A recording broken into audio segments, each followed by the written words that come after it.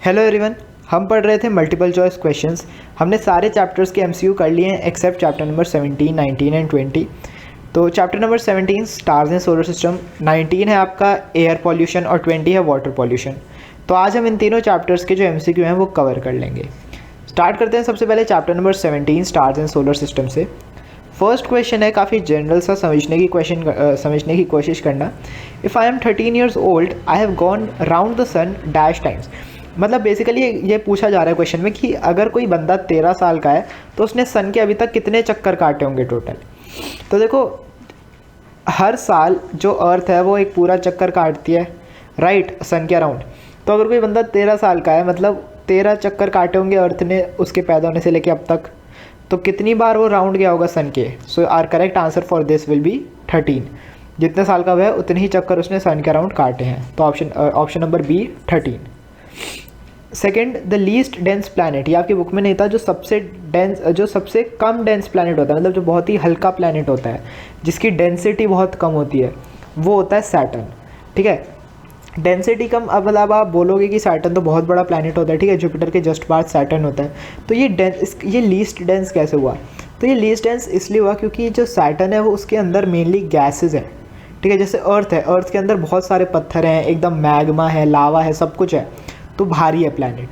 ठीक है, जबकि जो सैटर्न है वो एक बलून जैसा है, उसके अंदर जो है वो ज़्यादातर गैसेस से बना है, पूरी नहीं लेकिन ज़्यादातर गैसेस से बना है, जिसकी वजह से बहुत हल्का होता है। इसके बारे में आगे एक फन फैक्ट भी है जो इसी अभी आएगा आगे। ठीक है, थर्ड क्वेश्चन है dash appears as a bright head with a long tail, the tail grows in size as it approaches the sun. तो टेल किसकी होती है? टेल होती है कॉमेट की, और ये कॉमेट की टेल बढ़ती रहती है जैसे जैसे वो सन के पास आता है। चैप्टर में मैंने इसका रीज़न भी बताया था कि जैसे जैसे कोई कॉमेट सन के पास आता है तो क्या होता है, जो उसके ऊपर का आइसी सरफेस है वो मेल्ट होने लगता है, और उसके मेल्ट होने की वजह से एक टेल लाइक स्ट्रक्चर ग्रो हो जाता है जिसे हम उसकी टेल समझते हैं। Fourth question, during a clear night sky bright light streaks are often visible, they are called shooting stars. They are actually sorry, हमसे इसमें पूछा है कि जो नाइट स्काई में हम कभी कभार देख सकते हैं कि कुछ स्ट्रीक्स जाती हैं चलती हुई लाइट की, हम उन्हें शूटिंग स्टार्स कहते हैं। तो एक बात बता दूं ना, वो स्टार्स नहीं होते, उन्हें हम क्या कहते हैं? They are actually meteors. वो स्टार्स नहीं होते, हम उन्हें स्टार्स कहते हैं, वो एक्चुअल में मीटियोर्स होते हैं। ठीक है, जो हमें गिरते हुए नज़र आते हैं। Fifth, dash was the first Indian satellite. तो जो फर्स्ट इंडियन सैटेलाइट लॉन्च करी गई थी दैट वॉज आर्यभट्टा। ये बेसिक आपको उस नाम याद रखना है। ठीक है, सिक्स्थ, यही वो फन फैक्ट है सैटर्न के बारे में कि अगर हम एक सैटर्न को सोचो, अर्थ से कितना बड़ा प्लैनेट है सैटर्न, ठीक है, मिलियंस ऑफ टाइम बड़ा है। अगर हम उसको ओशन में डुबाने की कोशिश करेंगे ना तो वो सिंक नहीं करेगा, it will float on water. मतलब वो अर्थ के अंदर नहीं, अगर वो अर्थ से टकरा गया ना तो अर्थ उसके अंदर नहीं जा पाएगी। क्यों? क्योंकि वो इतना हल्का है कि सैटर्न हमेशा ऊपर ऊपर रहेगा अर्थ के। वो अर्थ को वो अपने अंदर लेगा ना, वो खुद अर्थ के अंदर जा सकता है। So Saturn is very light planet, it will even float on ocean.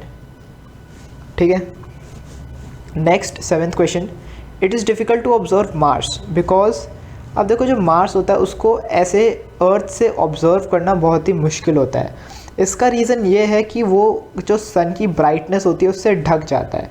रात में वैसे ही सही से कुछ नहीं दिखता, और दिन में अगर दिखता भी होगा, मतलब अगर वो होगा भी ना स्काई में, तो हमें वो नहीं दिखेगा क्योंकि उस पर एकदम पूरी सन की चमक पड़ती है। और जब किसी चीज़ पर बहुत ही ज़्यादा ब्राइटनेस आएगी तो वो हमें दिखेगी ही नहीं। So it is hidden by the glare of sun. Glare of sun मतलब जो सन की चमक है उससे वो छुप जाता है। Eighth question, Ravi was looking for Venus in the sky at midnight, Mohan laughed at him because Venus. तो इसमें था कि एक लड़का है रवि, वो मिडनाइट में, आधी रात में वीनस को देख रहा है स्काई में। तो मोहन, एक और उसका दोस्त होता है, वो उसकी तरफ देख के हंस रहा होता है क्योंकि उसे पता होता है जो वीनस है वो क्या होता है, वो सनराइज से 1 से 3 घंटे पहले और सनसेट के 1 से 3 घंटे बाद ही दिखता है। ठीक है, आधी रात में आपको नहीं दिखेगा। हम उसे मॉर्निंग और इवनिंग स्टार भी कहते हैं। क्यों? क्योंकि या तो वो सनराइज़ से 1 से 3 घंटे पहले, मतलब अगर सनराइज़ सुबह 7 बजे हो रहा है तो आपको 5 बजे 4 बजे ऐसे कुछ दिखेगा, और अगर सनसेट 6 बजे हो रहा है तो आपको मैक्स टू मैक्स 9 बजे दिखेगा। तो इसका हमारा करेक्ट ऑप्शन है option number B. Ninth question, earlier we had 9 planets in our solar system, of which one name has been eliminated as per IAU. IAU एक स्पेस रिलेटेड कमिटी है, तो इसने 2006 में एक प्लैनेट को रिमूव कर दिया था एज एन ऑफिशियल प्लैनेट, और अब वो एक प्लैनेट नहीं माना जाता, तो उसको हम कहते हैं Pluto, that is Pluto. Next chapter number 19 and 20 के MCQ मैंने एक साथ ही बता दिए हैं, ठीक है, क्योंकि ज़्यादा बड़े चैप्टर्स हैं नहीं है, छोटे छोटे चैप्टर्स हैं, तो दोनों के 10 MCQs काफ़ी हैं। फर्स्ट क्वेश्चन है, कार्बन मोनोऑक्साइड इन व्हीकल एग्जॉस्ट कॉजेज। जो कार्बन मोनोऑक्साइड डला होता है व्हीकल्स में, उससे क्या होता है, it reduce the oxygen carrying capacities of RBC।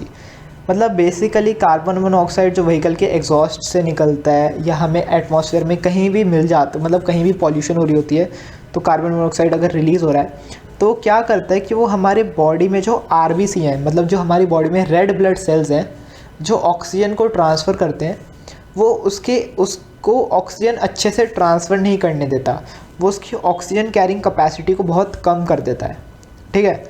तो इसका हमारा ऑप्शन नंबर होगा C, ठीक है। ये काफ़ी फेटल होता है, तो काफ़ी ख़तरनाक होता है, क्योंकि अगर हमारी बॉडी में सही अमाउंट में ऑक्सीजन जा रही है लेकिन हर बॉडी पार्ट में ट्रांसफ़र नहीं हो रही, तो it can ultimately lead to death. Second question very simple, smog is equal to, smog किसके इक्वल है भाई, ए में नहीं है, C नहीं है, D नहीं है, काफ़ी बेतुके से ऑप्शन है ACD, ठीक है। सिंपल इसका ऑप्शन है option number B, smoke plus fog. Third, the gas used in refrigerating appliance causing serious damage to ozone is. तो जो रेफ्रिजरेटिंग में यूज़ होती है ना, जितने भी रेफ्रिजरेटिंग अप्लायंसेज हैं, रेफ्रिजरेटिंग अप्लायंस मतलब जो ठंडा करें, चाहे वो आपको ठंडा करे मतलब AC हो, या चाहे रेफ्रिजरेटर खाने वगैरह को ठंडा करने के लिए, जो भी चीज़ ठंडी करती है ना, उसमें CFCs डलते हैं, और ये जो CFCs होते हैं ये काफ़ी हार्मफुल होते हैं और ओजोन लेयर को ये डिप्लीट करते हैं। Fourth, acid rain mainly contains. Acid rain में क्या होता है, तो ये हमने चैप्टर में पढ़ा था, एसिड रेन में 2 कंपाउंड्स होते हैं ज़्यादा अमाउंट में, poisonous gases, sulphur dioxide and nitrogen dioxide. Marble cancer is caused by, marble cancer किससे होता है, एसिड रेन से। काफ़ी सिंपल था, मार्बल कैंसर जो होता है एसिड रेन का ही एक इफेक्ट है। एसिड रेन जब होती है तो मार्बल की जो ऊपर की स्किन है वो उसे बहुत डैमेज कर देती है, जिसे हम मार्बल कैंसर कहते हैं। Sixth, green house effect.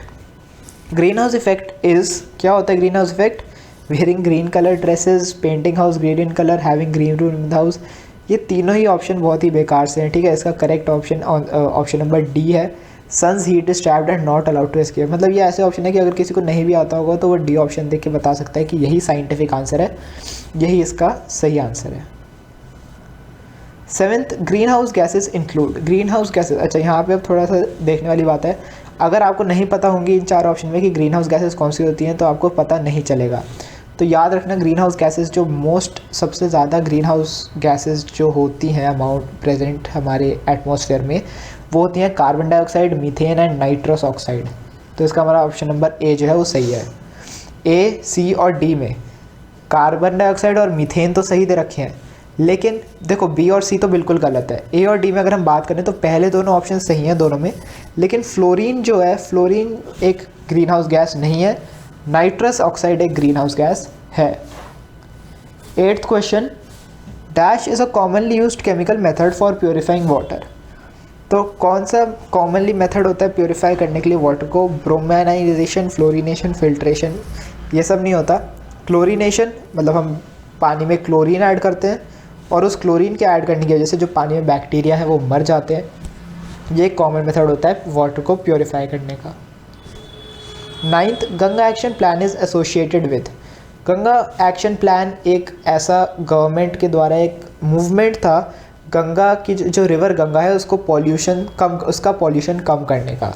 तो reduce Ganga water pollution is the Ganga action plan. Last, one महोत्सव इज़, वन महोत्सव क्या होता है, प्लांटिंग ट्रीज इन जनवरी। नहीं, वन महोत्सव का एक सिंपल सा, वन महोत्सव एक सिंपल फेस्टिवल है जो कैसे सेलिब्रेट कर सकता है कोई भी, by just planting trees along the roads. जहाँ भी खाली ज़मीन दिखे वहाँ पे कोई पेड़ उगा दो। इन जुलाई में ये बेसिकली मनाया जाता है। इसी के साथ हमने अपने सारे चैप्टर्स के MCQs कवर कर लिए हैं।